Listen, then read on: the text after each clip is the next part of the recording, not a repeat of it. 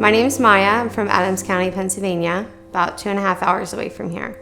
Here at Teen Challenge, I work both in the clinical department and then I also work in the medical department. Some of my job responsibilities include scheduling patients' appointments, taking care of their medication needs, and just being there for them. It has changed my life completely. I went through the program in 2017 and I accepted Christ in my life and I allowed Him to change me. Some of the ways starting out was He just gave me a willingness to be here. At first I was not so much willing, so as soon as He gave me that spirit, He changed my confidence level. He's changed relationships in my life. I can have a conversation with somebody.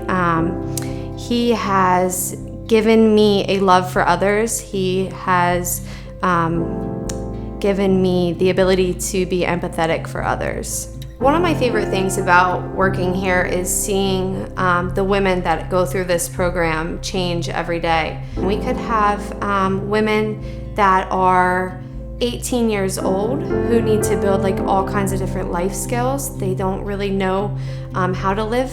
We also could have people that come in and they're in their 50s. And it doesn't even matter about age.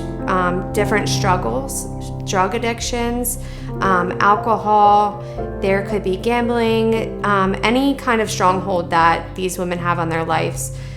It takes time to change. It doesn't happen overnight, and being protected by this house gives them the opportunity to actually make the changes that God wants them to make in their life. One of my biggest mentors was my counselor, and I watched her, and she was just the best volunteer. She served the Lord in many different ways. I saw she would always, at church, she always had her Bible with her. She had all kinds of notes in there. Whenever she or I had an issue, she was going right to her Bible, pulling it out, and taking me right to where I needed to be. So at that point, I'm like, okay, I want to be like this. This is how I want to be. And I saw the changes that God made within me during the time that I was here, and I just wanted to give back.